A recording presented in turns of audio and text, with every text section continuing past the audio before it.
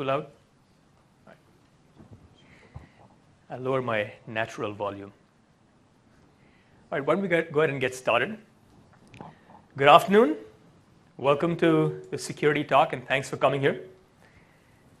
I'm going to start off by being really loud. I'm going to start with a quick confession. When I was initially asked to do this talk, my first emotion was one of surprise.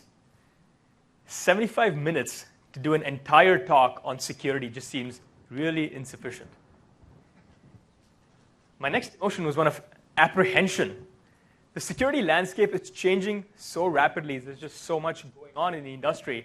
It just wasn't clear, would we be able to do justice to what the audience is expecting from us?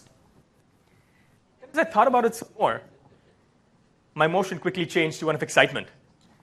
The Exchange team has truly treated service security as a first-class citizen, and there's been a lot of investments that have gone into improving the security for service. On-prem and the cloud both share a lot of the same security threats, so what's not to share with our community over here? So with all those mixed emotions and my emotional roller coaster, here I am, and we're going to present to you today the set of investments that we've made in the service to improve the security of the customer data that we host. My name is Sid Mathur. I'm the lead program manager for Exchange Service Security. And I'm Raji Dani. I'm the program manager in the security team. And together, we want to present to you today Exchange Online service security investments and what investments you can make in your on-prem environments to safeguard your customer data. What we'll do is we'll walk you through the set of attacks and the investments we've made to mitigate those attacks and safeguard customer data in the service. And our hope at the end of this is a lot of these concepts, a lot of these investments make sense from an on-prem perspective, and you can replicate these concepts into your on-prem environment and safeguard your customer data just as well. Quick logistics point. We do want to cover as many of the areas of concern as you have, and we've got a long deck that covers a lot of these concepts. So we'll take question and answers towards the end. We'll be in the expo hall afterwards to have more detailed Q&A type sessions.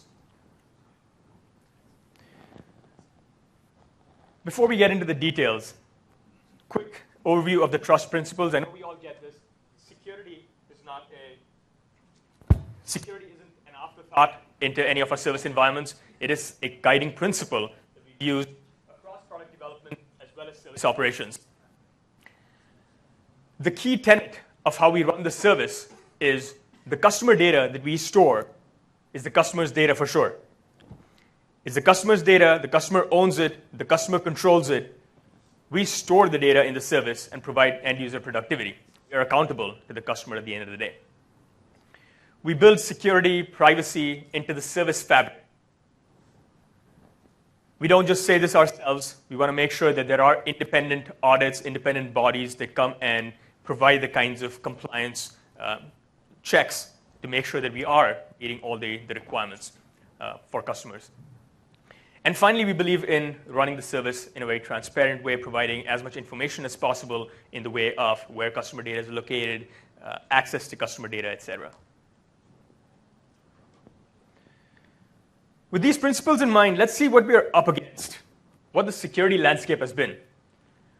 I'm sure most of these news articles aren't really news to anyone at this point. You've probably kept up with the fact that there are hacks happening, the breaches happening a lot. Right? Every week there seems to be a large, high-profile breach that's announced. And the actors in the breaches are no longer limited to just the hackers, the rogue hackers out there. Some of the attack vectors are changing to rich nation states, governments, a whole new set of attackers and attack vectors. The last Microsoft Security Intelligence report that came out talked about how the number of breaches that are disclosed every month amounts at about 400 a month. And these are the disclosed breaches. It's a bunch of undisclosed breaches as well. And in terms of cost, we're talking about $11.5 million annually for a company that has been breached. Now, neither you nor we in the cloud want to be in a position where we suffer any of these financial, but more importantly, reputational damages. So there's a bunch of investments that we'll walk through at this point. Let's put a little bit of structure behind all these different attack vectors so we can talk through the threats and mitigations that we've built in. So let's try and make sense of all these different threats, starting with the different types of attackers that we're up against.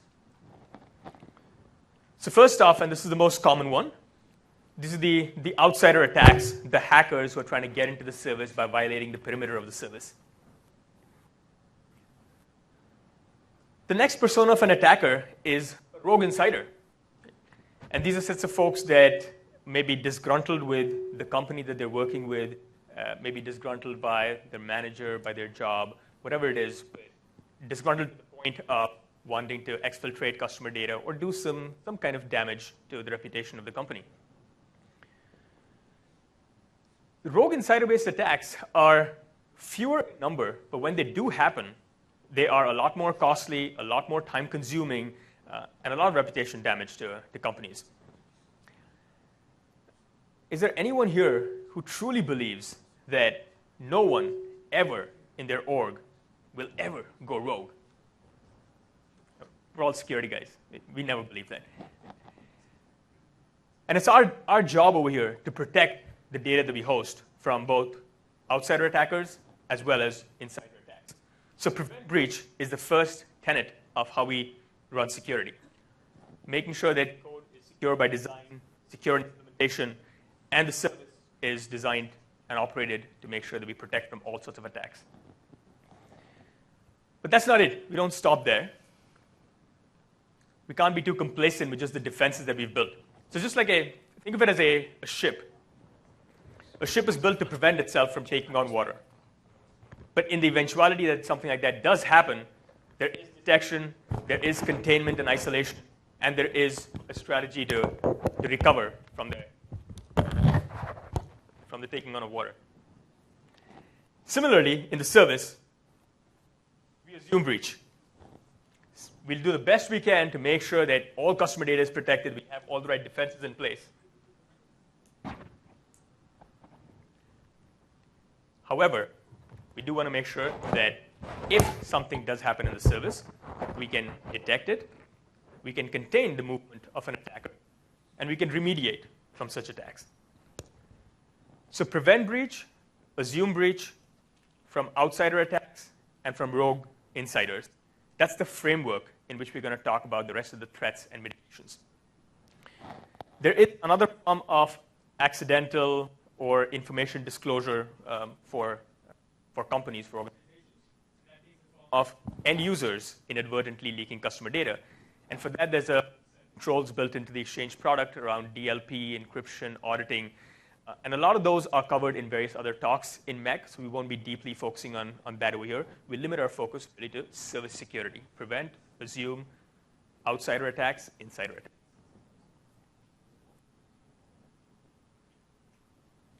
So with that framing, let's now jump into the attack vectors and the mitigations that we've built into the service, starting with outsider persona.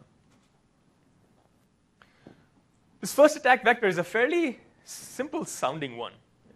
Unpatched, vulnerable servers that are internet facing. All it takes is one internet facing vulnerable server for an attacker to get a foothold into your environment. And as simple as this is a widely exploited attack vector. And in fact, a few years ago, this was a pretty big deal when one large online company was exploited using unpatched servers. And it took a long time for the company to get clean. So it is something to be wary about. The mitigation in this case, again, it's not a complex mitigation from the sounds of it. It's making sure that every single server is fully patched, doesn't have any vulnerabilities. And the challenge is making sure that this happens without impacting the availability of your service, and doing so on a monthly cadence as new patches are released. So the goal, again, make sure everything is patched. Attackers can't get into the service using this as the foothold. What do we do in the service in order to meet this goal? So as I mentioned, the challenge really is being able to get everything patched, remediate all vulnerabilities, without affecting the availability of the service. Now, when you've got a few tens of servers, it's probably easier to do that. But when you're talking about hundreds, thousands, tens of thousands of servers, as we do in the service, we've had to build rapid parallelizable workflows, like workflows that take out a certain subset of capacity, patch them while making sure that the rest of the capacity is available online, ready to take traffic. Once those servers are patched, bring them back into rotation, take out another set of capacity, all done with zero downtime. When this is done across thousands, tens of thousands of servers, chances are some servers are left behind. Some of the servers cannot be connected to. Some of the servers are in bad hardware states, and those remain unpatched, which again make them attack vectors. So what we've done is the automation checks to see if it can connect to the server using WinRM protocols. If for any reason it cannot, restart the process. Try restarting 3 times, doesn't work. Reboot the machine, try rebooting a few times, doesn't work. Well, worst case, the server is in a bad hardware state, power it off. The server needs to be replaced.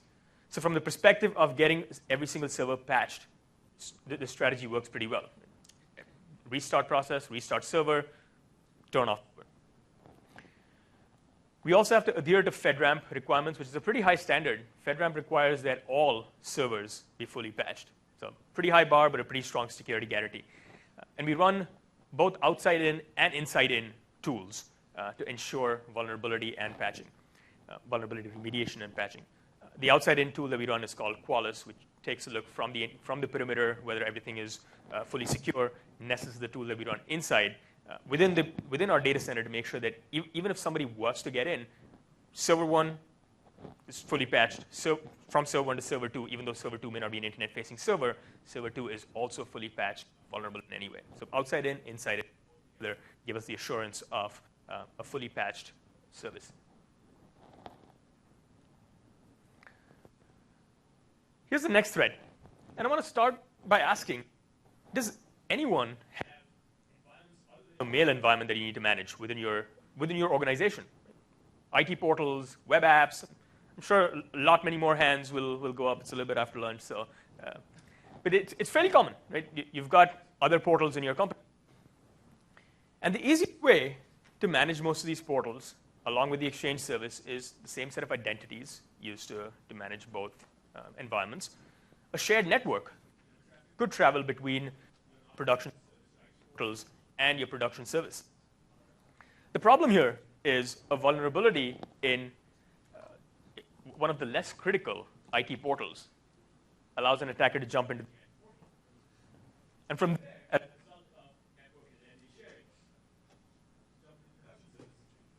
So, another case where things that are easiest to do aren't always the safest to do.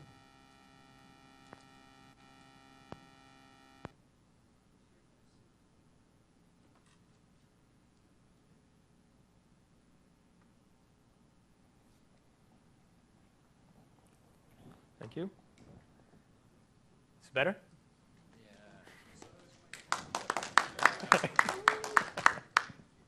I knew this slide would draw some claps. The goal over here is to make sure that there's complete isolation between your production environment and any of your other environments that you have in your organization. Isolation both at the network level as well as at the identity level. So if an attacker was to find a vulnerability in one of your internal IT portals, that's all they can exploit. Right? They get no further from there, right? Not into your customer data. How we do this in the Exchange service, from the network isolation standpoint, we've got defense in depth in that we've got isolation both at the server host level, every single server, and at the router level. For servers, we use Windows firewall rules and make sure that a very tight set of IPs are ACL to receive traffic from, or servers are ACL to receive traffic from a very tight set of IPs. And these set of IPs can be really tight because it's per server role. On the other hand, the router level ACLs are slightly broader, but they're meant to cover other devices behind the router, as well as machines that need to be decommissioned or brand new delivered machines which haven't yet been updated with the OS and the right firewall rules. So there's great defense in depth in that only traffic that's acceptable from expected machines outside the perimeter can come in. Everything else is rejected either at the router level or at the firewall level on the servers. The challenge with deploying something like this is you need to get a good handle on the set of IPs where you actually expect traffic. Right? So if you happen to constrain your IP list too much, certain functionality may have problems, may break. And it took us a good portion of a lot of months to slowly, iteratively deploy this into the service, make sure everything is safe, nothing's broken. And as you do this in your on-prem environments, just a tip, be careful about, don't roll such changes out broadly. We also regularly scan to ensure that every single server has got the right set of firewall rules in place. We've got router-level ACLs in place. And from an identity perspective, the same identity is never used to manage the Exchange forest as is for anything else. And the way we guarantee that is the operator, the administrator identities are created in the Exchange forest. The Exchange forest shares no trust with all of the other forests that we maintain in Microsoft. And we create special accounts called debug accounts, which we'll show a little bit later in the talk.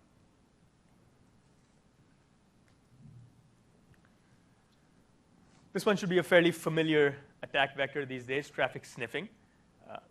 Any traffic between client and server, from devices into the service, as well as any traffic that goes between data centers, is susceptible to traffic sniffing, either as a result of sniffing over the wire or as a result of bad actors who are on data center routers.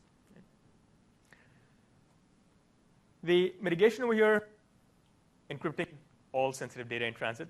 Right? And the way we've done this is all the data between clients and servers is encrypted using PFS-compliant algorithms, really strong encryption, 2048-bit key exchange. Within data centers, or between data centers, we've got the same kind of encryption happening. In addition to that, we also have server-to-server encryption within our data centers. Right? So it's not just about data center traffic. Even within data centers, all customer data is encrypted. We also provide the capabilities for customers themselves for highly sensitive content to turn on true client-to-client encryption, whether it's through SMIME or through PGP. Right? Data is completely encrypted all the way through, not even in the service is it unencrypted. Finally, just in case an attacker is sitting on a server, right, is at the OS level, we make sure that every single server is reimaged every 2 weeks. Okay? So every 2 weeks, reimage the server, reinstall the OS to make sure that there's no possibility of an attacker who's still sitting over there. Okay? So some of these attacks have been in the news, and so I wanted to make sure that you're aware of the level of coverage that we have and the level of coverage you probably have in on-prem environments.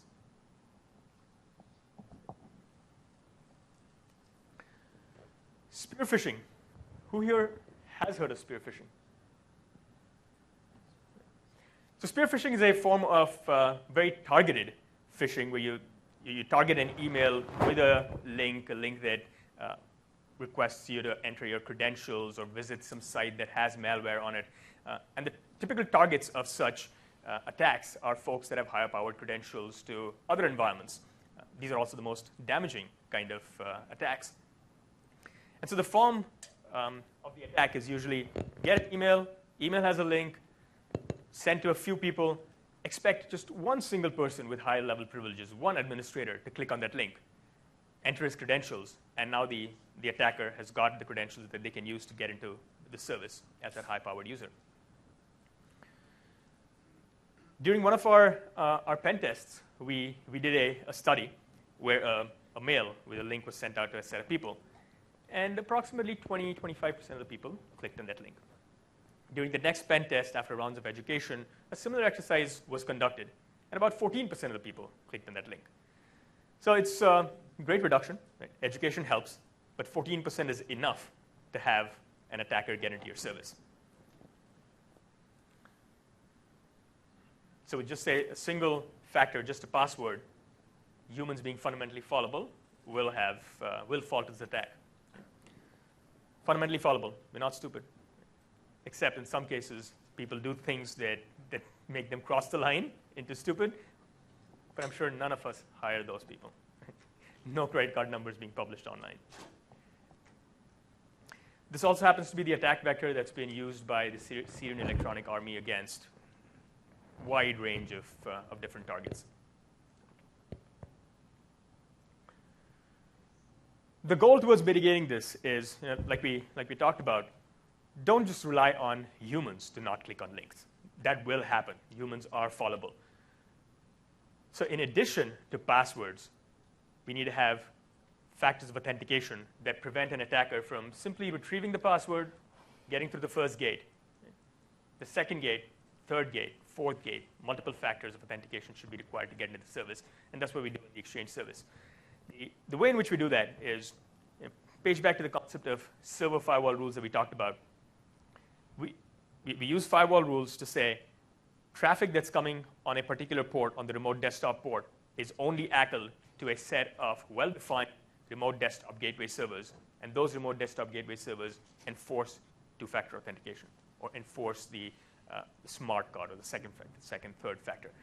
So any traffic that's coming outside of those gateways, which doesn't have the second or third factor on it, is rejected by the server itself. So that's a fairly strong guarantee there. And we just like we've talked about in the previous mitigations, if you aren't scanning for it, if you aren't validating it, it's probably broken. We've got regular scans going to make sure that the rules are in place, that there aren't any logons happening onto servers from non-remote desktop gateway machines. We also have detections that we've built, and we'll talk a little bit more in detail around this, but a detection that says there was a logon here, and that logon didn't come from one of the remote desktop gateway servers. Security team, spawn off a security incident, something's going on. So that's the way we mitigate from spear phishing. Hand over to Raji for a bit. I'm going to get started with the orphan administrator accounts. We are going to now talk a lot about accounts, password management, lockbox, all the geeky things Perry talked this morning. Let's start with what's an orphan administrator account threat. So this is a typical thread where we create accounts for administrators, then the administrators leave, but the account still exists. He can become rogue, and he can come back in. So this thread typically talks about lingering accounts, accounts that are left behind even after the people leave. Not just that, oftentimes we create accounts because that's the easy thing to do when we want to do a job. So we create an account, we finish the job, and we forget to clean it up. Those are the, again, lingering accounts. This is the most common attack vector in the industry, but it is the least talked about. Why? Because it's one of the most embarrassing attack vector. It's so difficult to imagine that we just leave accounts around. So people don't talk about it much, but yeah, they don't talk about publicly in media, but almost every company has this attack vector. So what's the mitigation? Let me start with the goal. So the principle here should be create an account, or the account should be present only when it is absolutely necessary. And when your job is done, clean up the accounts. And have monitoring and cleanup of all non-active accounts, not needed accounts, and we should be doing the cleanup. So some cool animation. The administrator is out, his account is cleaned up, he turns rogue, tries to come back in, and gets kicked out. Okay, how do we do this in Exchange? In Exchange, all our accounts are tied to our HR system. So when somebody wants to get into our data center, our most primitive accounts, what we call as a debug account, or the accounts that gets into the jump box, even to get such an account approved is very complex. You have to be in certain team, and it is closely tied to HR system. After that, also when you put on a request to get account approval, it's highly scrutinized. All kinds of questions are asked as to why you really need an account to get into the system. Why can't you do this job with the help of some tools? Can you do just remote PowerShell from outside the data center to do the job? So we do all those kinds of questions are asked. Not just that, we require all kinds of clearance for account creation. For example, you need to be background checked, fingerprinting. If your account gets access to one of those forests which stores government data or federal data, you need further clearances. Various CJIS state clearances are required. For certain cases, we require US citizenship. So all kinds of clearance requirements are checked before we even provision a basic data center account, just to get in and do some monitoring or some kind of management activities. And any inactivity results in account cleanup. For example, I have an account, I go for a vacation for a month, I don't access the data center, my account gets cleaned up because I have been inactive, so there is no need for me to have the account. Or my manager changes, or any HR changes that happen to me, my account automatically gets cleaned up.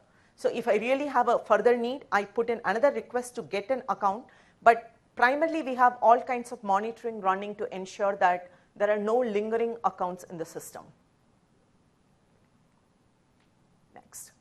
This is my most favorite threat, passwords. Weak passwords and reused passwords. Before I get further in the thread, I think let me talk about the study that was done by Zato.net. They took 6 million random passwords and they did a study. And what did they see? About 71%, that is about 4.6 million passwords, lied in the top 500 list. What does that say? People tend to pick most common words for passwords. Why? Because people like to remember passwords. They don't want to forget, so they pick the same password across all the system. They pick the same password for your Exchange accounts, other O365 accounts, for their social security, medical records, Twitter, Facebook. People tend to pick the same passwords and they spread it out. And because of that, password breaches can go viral. Let me tell you why. There was a gaming company that got attacked and the passwords were out in the internet. After that, there was one another email-based internet company that did the study, and they found that 50% of the passwords were the same passwords that were out in the internet. So people shared passwords between this gaming company and that internet company.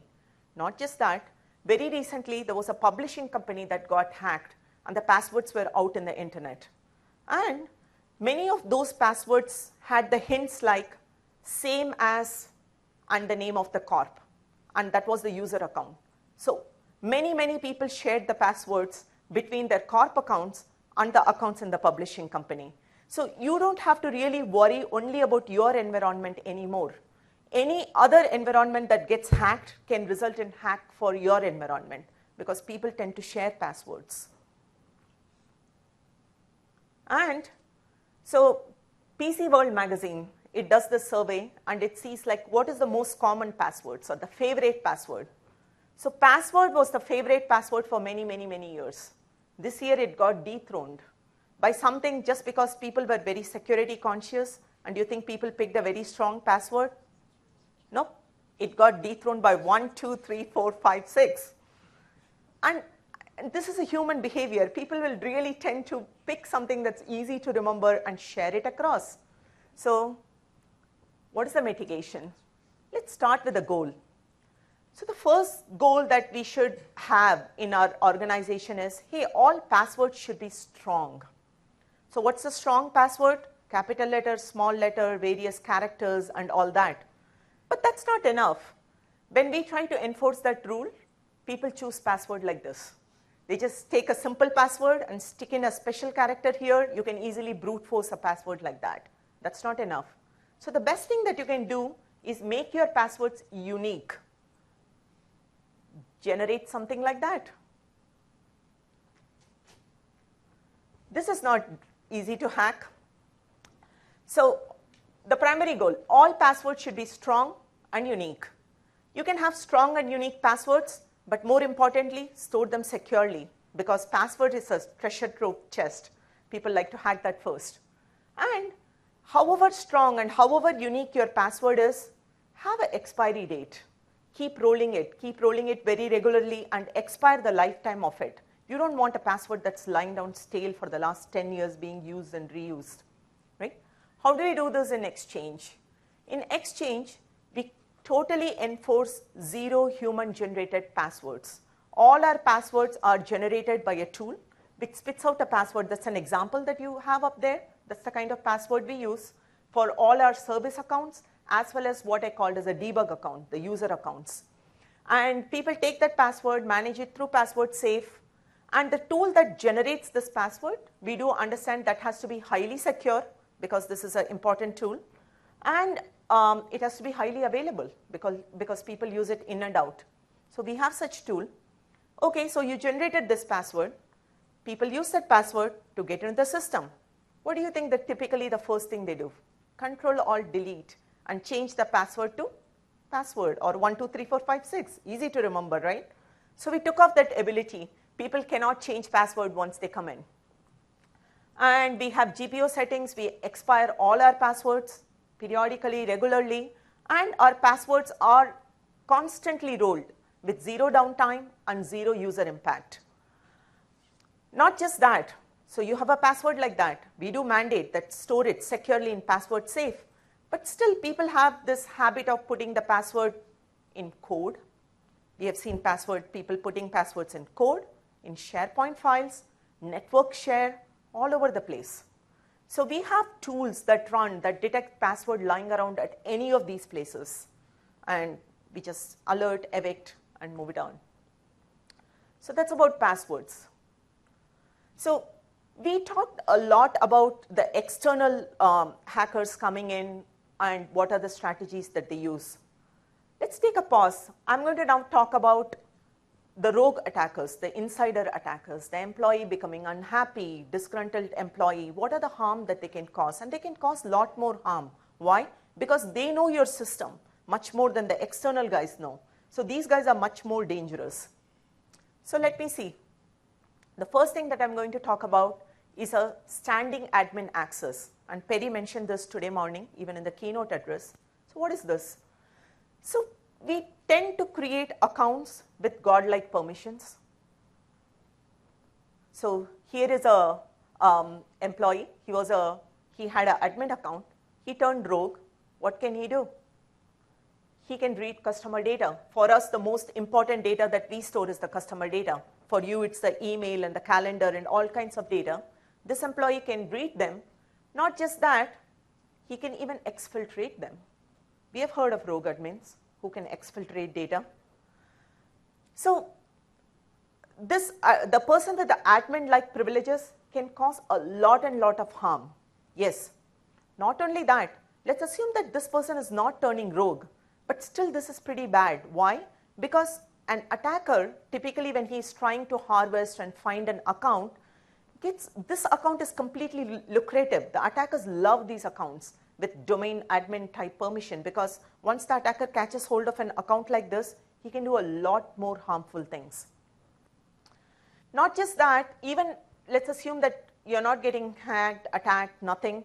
Such accounts are really bad, because when you do operation using a domain controller or a super user privileged accounts, there is no audit. You don't know what kind of work that's being done with this account, how are the means through which your customer data was looked at, core data was looked at. There is no clear audit on this. So how do we mitigate? Let's again first start with the goal. The goal is give least privilege access to the accounts that you're creating. The least possible thing that you can do with the accounts is what you should be giving. And have clear auditing and monitoring story around the admin accounts. Whatever act the admin account is doing, watch it, monitor it, and record it. So let's see how we meet this goal. Many of you guys would have heard about Lockbox. So Lockbox is what helps us do a zero standing admin. So this is what happens. Today, we provision an account. I talked about account management, and I said that even to get a debug account, to get into the jump box, you have to cross a lot of hoops. You have to be background cleared, fingerprinted, have all kinds of clearances, have a critical need to have such debug account. But such a debug account for us today have no high privileged access. It has a very limited access where you can come and do some really read-only maintenance operation. But if you really need to do some high privilege work, for example, my debug account is Raja Lad. Let's say I get a service request to go do some activity in the mailbox, right? I need to access the mailbox. So what do? So I come in, I cross a lot of multi-factored auth hoop. I have to put in multiple factored auth to prove that, hey, I'm Raju Allard. Then I come to Lockbox and I request elevation. I put in a reason. I say that it is for SR1234. I'm going to do this work for this customer and I need to access the mailbox. Lockbox automatically sends that request to an approver. And for the roles which is critical, which touches customer data, or which even does management work on the mailbox, requires a human approver. So the approval request goes to the approvers. The approvers have context on why I'm asking this question. The first thing the approver is going to ask is, why do you need it? Why can't you do it with a tool? Why there is no tool? Okay, if there is no tool, the approver may approve, but it comes with, okay, go ahead and write a tool. So next time you don't ask a request, Lockbox request for such an access. So we invest a lot in tool management, but even with beyond that, let's say I need an access. So there is a manual approver, he has a context, he approves me. Then Lockbox temporarily elevates me and gives me permission on that mailbox server to do some activity. And that's totally temporary. Let's say it does it for 4 hours or 2 hours. And once the time is elapsed, I go back to the original state. All my permissions are revoked. And then the only permission Raju Allard has is to come into the jump box and do a typical some read-only maintenance activities. So to do a quick recap, we use Lockbox to do just-in-time elevation for zero-standing admins. And even before the request is sent to an approver, Lockbox has a lot of rejection rule. The Lockbox first finds way as to why they should reject you and why you shouldn't be doing your task without this admin access. So for example, if I'm trying to access data in the GovCloud, where the federal data is stored, if I'm not a US citizen, I'm immediately rejected. Lockbox says you can't do the work. You don't have CJS clearance. You cannot do the work. After all the rejection criteria is crossed, that's when Lockbox sends a mail for manual approval to the approvers. And once it's approved, I'm elevated only for a very limited duration to do my task. Not just that, there is a clear auditing because all the data, all the bypass channel that I did was with Lockbox. So Lockbox has all the data on who got elevated, what work they did, for how long, when it expired, and things like that. And as I said, we strongly believe in automation tool. Every time when somebody asks for Lockbox elevation and we see a pattern around it, we push the team to write automation tools so that this work can be done without elevated access. Next. So far we talked about a lot of logical security elevations. Let's take a pass and talk about physical security.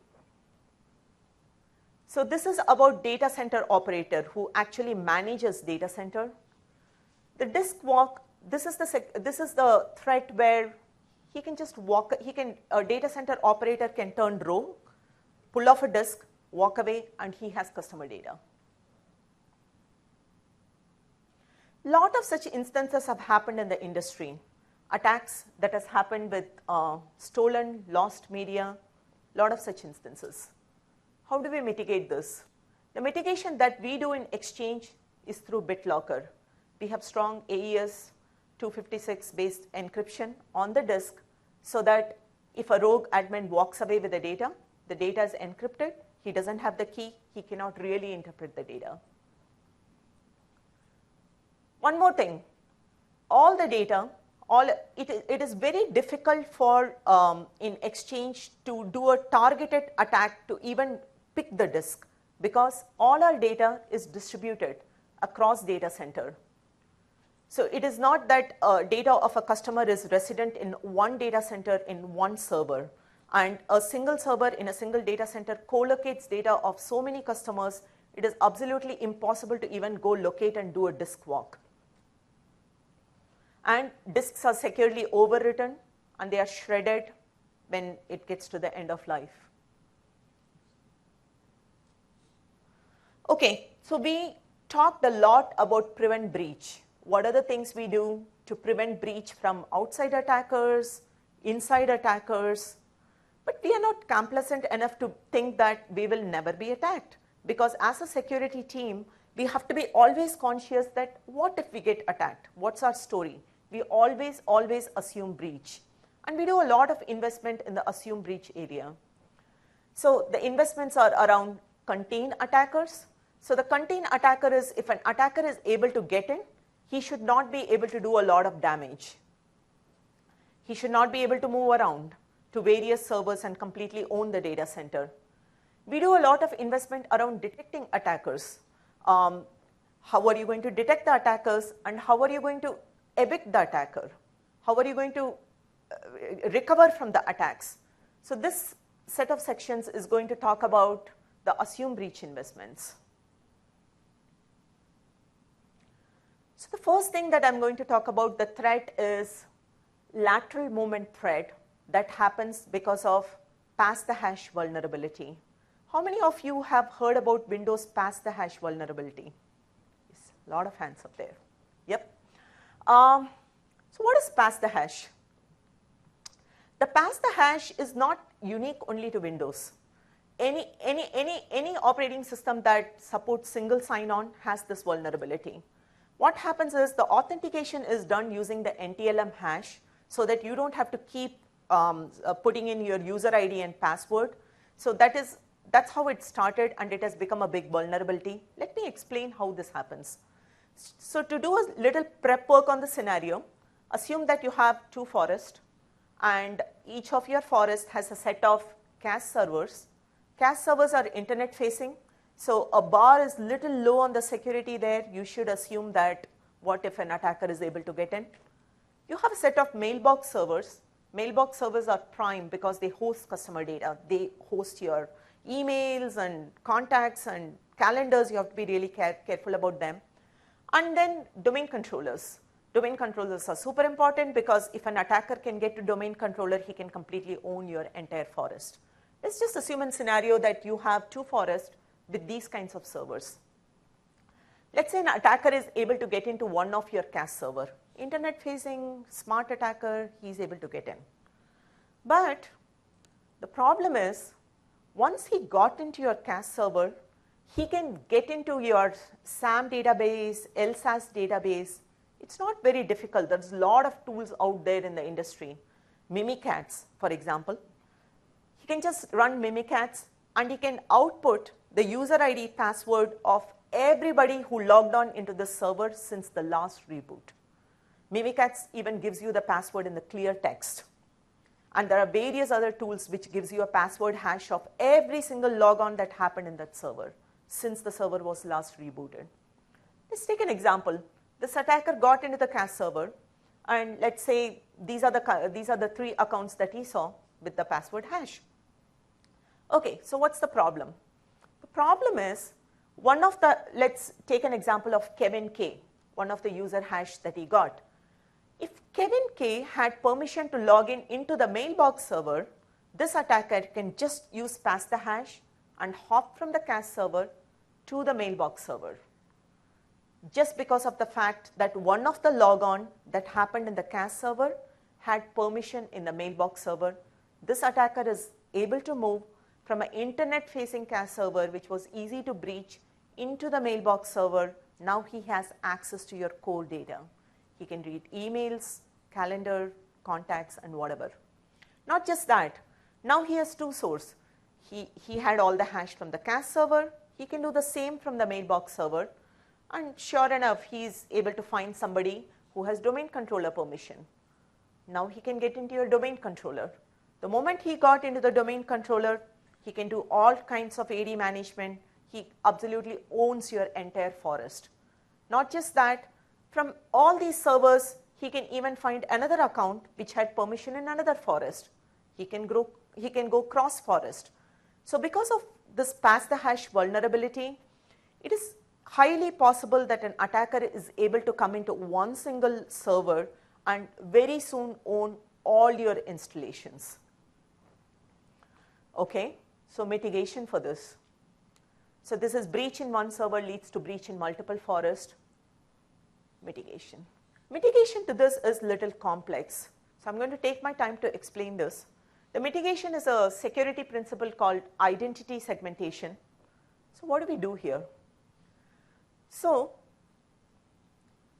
before this mitigation, in that world, all the servers, the CAS servers, the mailbox servers, domain controllers, and let me put one more into the mix, what we call as our jump box, where you do very, very limited low-end stuff like some monitoring stuff. They are all in one single breach boundary, and you use one single account, or everybody uses their own one account. For example, for me, it's rajalad_debug. I just use that account to log into all kinds of servers. So an attacker is able to come to one box and then see, oh, rajalad_debug, she has permission to go even to the mailbox server. So he migrates to the mailbox server from the CAS server, right?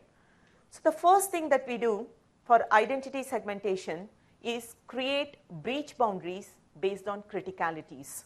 So CAS servers are in its own breach boundary, mailbox server in a separate breach boundary away from CAS servers, domain controllers, very powerful, absolutely separate breach boundary, and the monitoring servers that we talked about in its own breach boundary. This is not enough. What else do we do? So when I need to access a CAS server, I no longer use my regular debug accounts, rajalad_debug. We provision just-in-time account when I ask for elevation to lockbox and I said I need to access CAS server. We provision just-in-time accounts, accounts like account 1, which has permission to get into CAS server and only to CAS server and nowhere else. And if me, the same person, needed to come to the mailbox server, a different set of accounts are provisioned, because these set of accounts that allows me only into the mailbox server and never to CAS server or to domain controller. Similarly, for each of the elevations that I need for the breach boundary, we provision a different set of accounts which has permission only within the breach boundary. So the theory here is, when an attacker is able to come to, say, mailbox server, he's an admin in one of the mailbox server, he runs Mimikatz, and he spits out all the accounts that ever logged on in the mailbox server. He gets only the accounts similar to account 2, which has permission into the mailbox server and nowhere else. And this attacker already got it in the mailbox server. He knew how to get in. So he's not going to gain anything more and laterally move. So that is the theory on identity segmentation. So when an attacker is able to come into a server in a breach boundary, he should not be able to go anywhere else other than the servers in that breach boundary.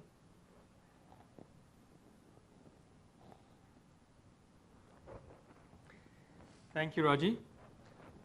So as Raji described, in the overall assume breach strategy, containment is a very important part, and it makes sure that an attacker isn't able to spread far and wide if he's managed to breach a single server.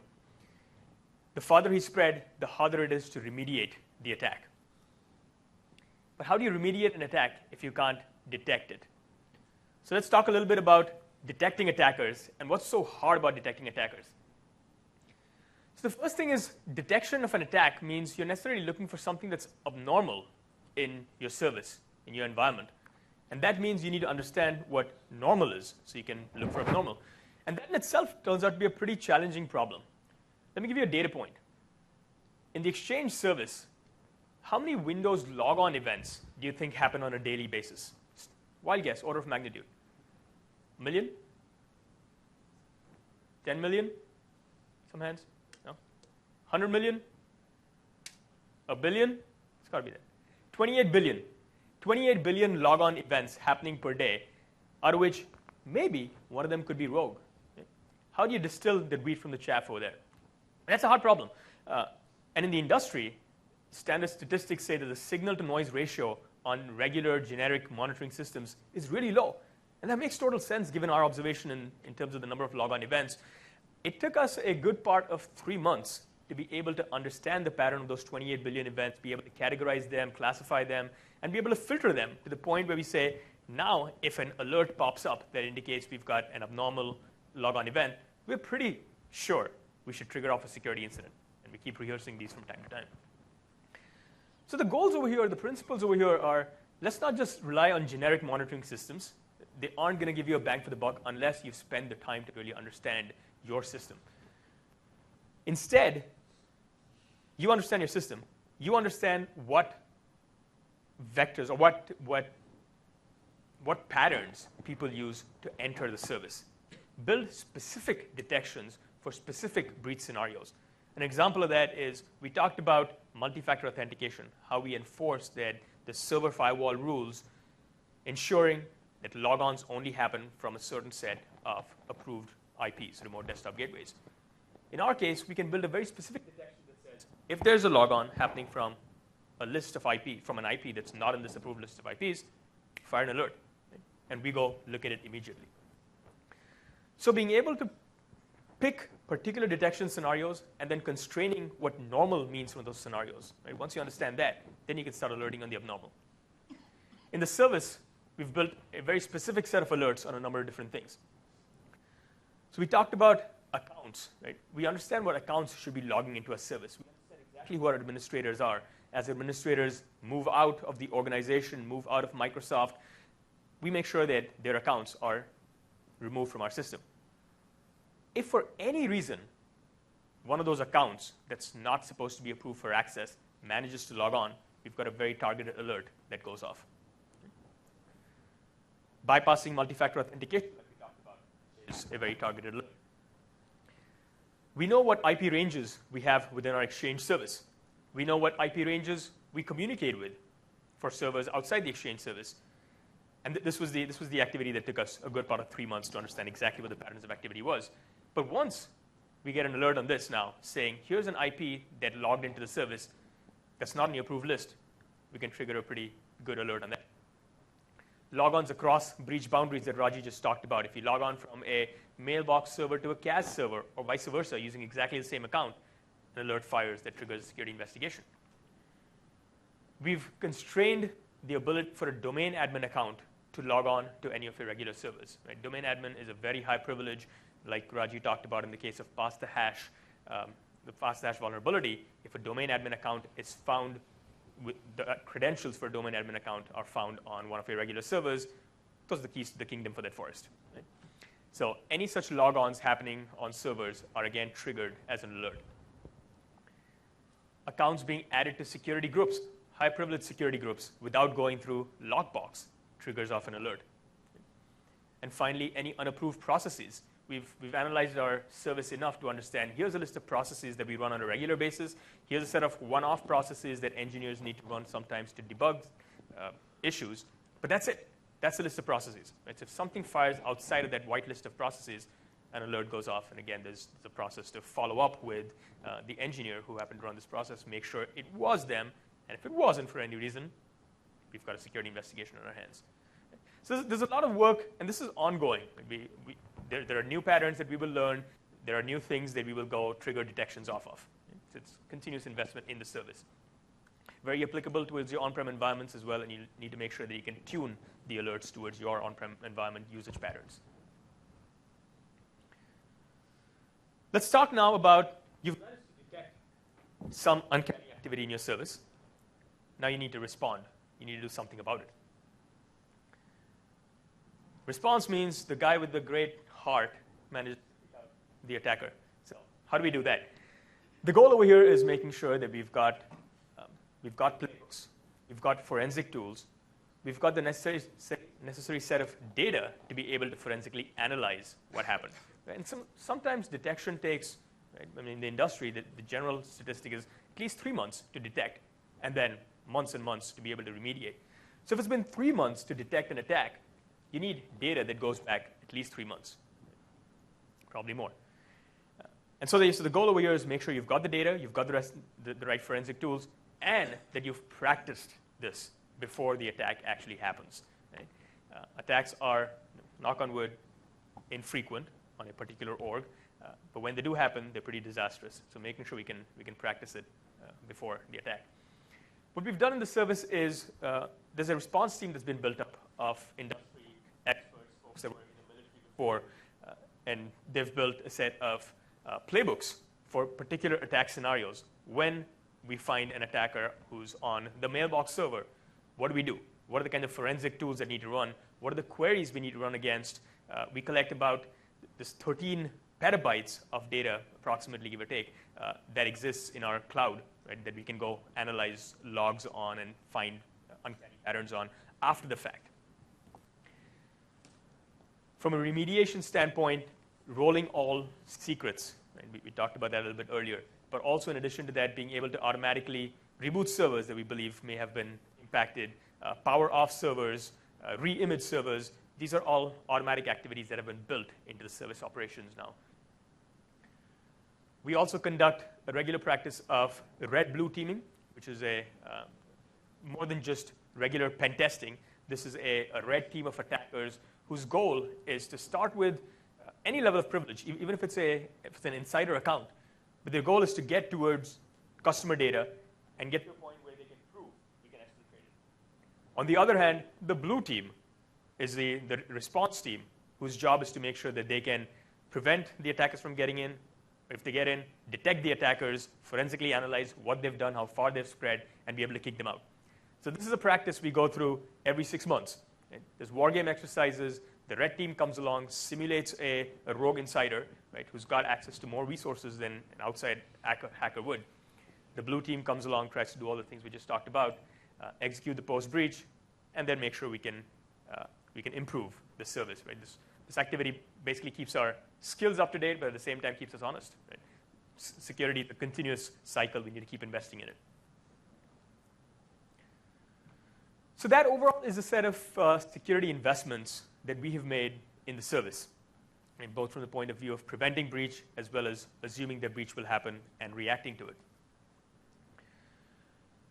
A lot of these investments, in fact, most of these investments are built into the service fabric, how we run service operations of the Exchange environment. So they don't really ship with the Exchange code. But a lot of the concepts, just like the attacks are as applicable to the service as they are to on-prem environments, a lot of these concepts are applicable to the on-prem environment as well.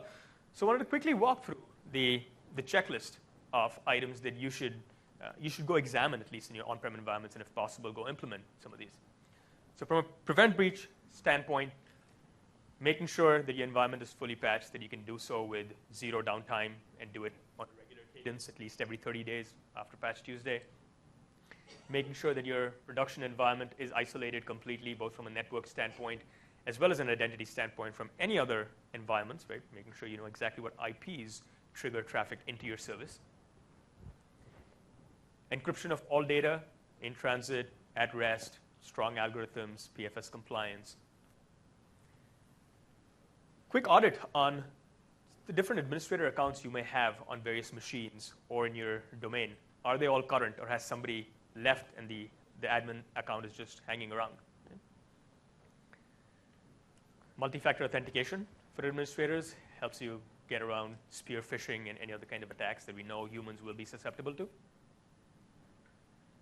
Ensuring strong and unique passwords for all accounts, whether it's through a separate tool that you build on-prem, or Password Safe provides the ability for people to generate passwords, right? So they don't have to choose their own passwords. They can generate them using Password Safe and store them in Password Safe. Making sure that any administrators that you do have minimal standing access. You don't have domain admins sprinkled all over the place. You don't have built-in administrators on domain controllers more than what's necessary. And then assume breach. You don't have to go as complicated as our identity segmentation implementation, but even making sure that you've got, for the same administrator,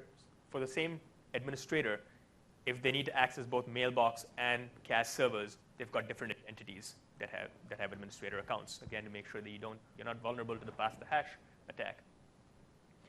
Having targeted detections for your particular scenarios that you understand best. Logins processes are pretty good places to start based on our experience. And finally, building playbooks, practicing incident response, stuff that we've just done over the last few years in the service. Great learnings in the service. Hopefully, they're as applicable to on-prem for you as well. With that, let us show you a little bit of how we do some of the things that we talked about in the service today, right? So, dog and pony time. Okay. So it's time to show some exciting stuff. how we implemented them. Just before that, a quick recap of concepts that we talked about that I'm going to do a demo of. Zero standing privilege.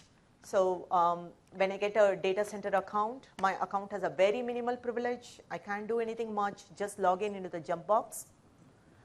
Even before that, to get such an account, background cleared, fingerprinting, several security training that I need to attend.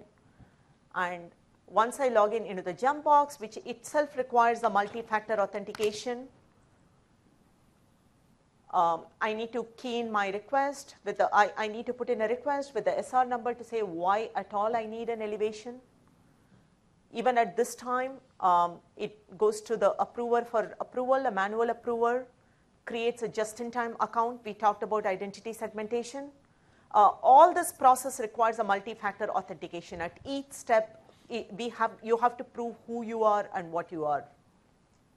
Machine generated passwords, I will show that like how we generate passwords, and it's complex at every juncture of this access to the data, and the access is very time bound. You can come to Exchange server for a very limited period of time.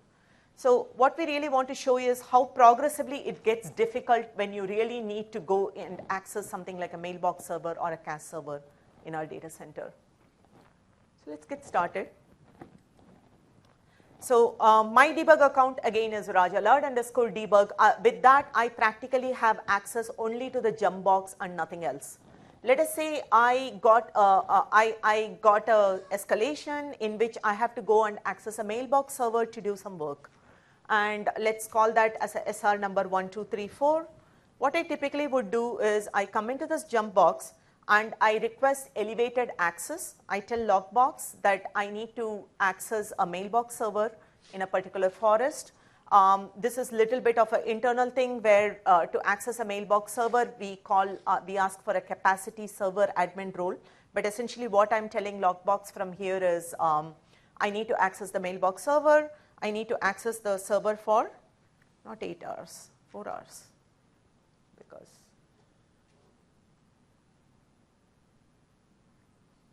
highly possible that if I put 8 hours, my approver will reject it. So what does this trigger? Switch.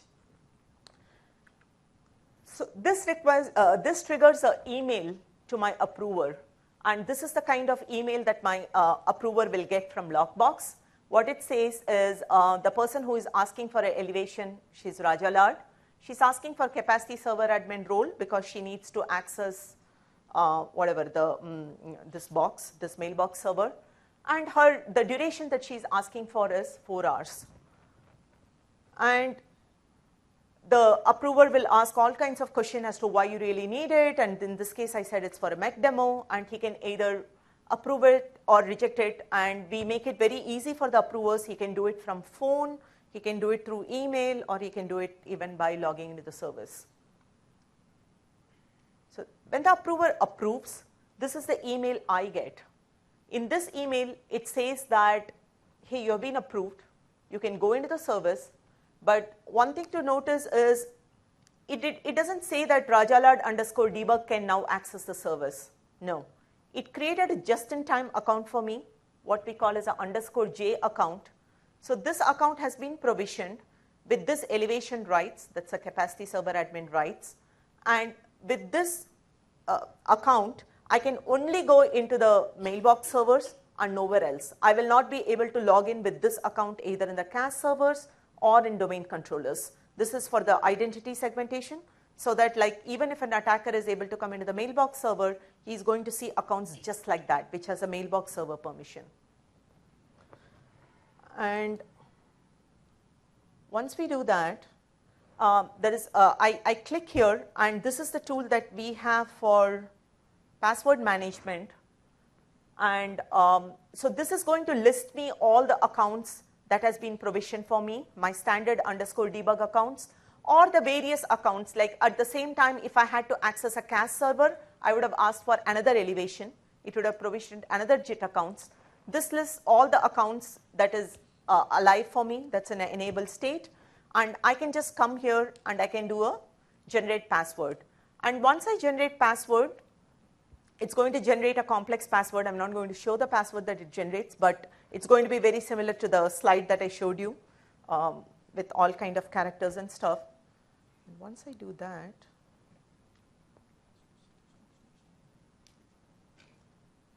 so you can see here, this is the mailbox server. This is the JIT account. I'm able to log in into the mailbox server with this account. Not just that, I could log in into the mailbox server, but that doesn't mean that I get access to the customer data. I cannot run in this server any tool that can either exfiltrate data or look into the data. We have alerts built in. The moment such a tool I try to run, it causes an alert to the security team. Hey, somebody is trying to run a tool in the mailbox server. All I can do by coming in here is a allowed activity, management-like activities, the mailbox management type activities. I still cannot, after crossing all these hoops and even getting elevation, I cannot look into your data. I cannot read emails. And what is more interesting with the identity segmentation principle is, hey, I asked for an elevation to come into the mailbox server. Okay, I could get into the mailbox server.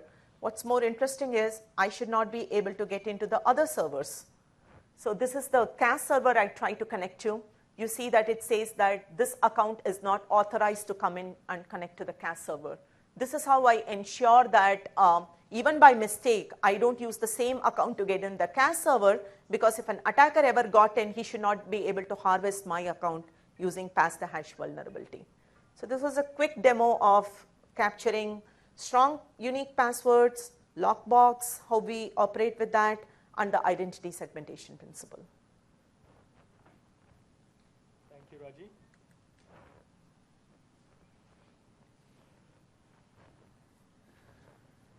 So that was a glimpse of what we do in the service, how we do it in the service, prevent breach, assume breach, just to recap, outside attacks, inside attacks. Now, there's been a lot of fear, uncertainty, doubt about how the customer data is managed, the policies around customer data management in the cloud. So also wanted to cover quickly the kinds of things that don't happen in the Microsoft Exchange Cloud. We don't partner with any governments, attackers, or any other institutions to provide access to customer data. We're not in the business of engineering any backdoors. We only comply with US regulations, but no other surveillance activities. The official blog can be read, Brad Smith's blog, at aka.ms/protectingcustomerdata.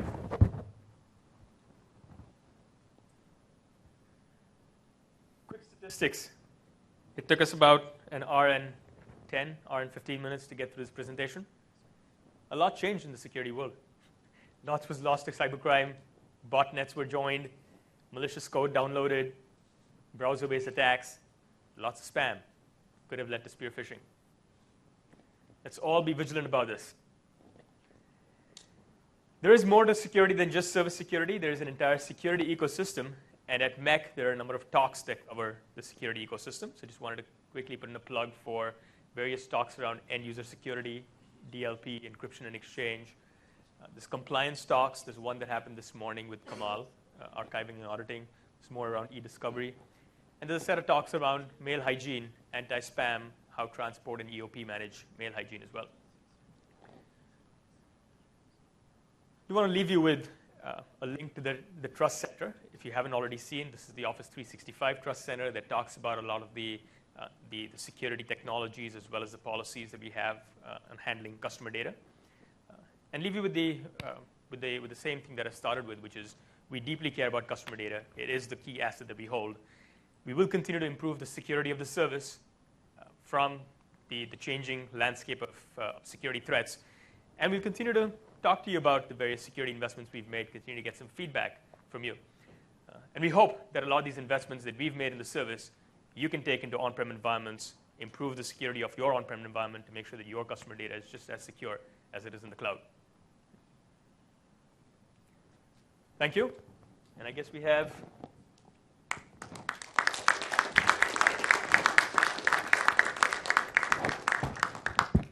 we've got time for one question, and then we can continue with questions in the expo hall. Or we can continue with Rainier Street. Thank you all.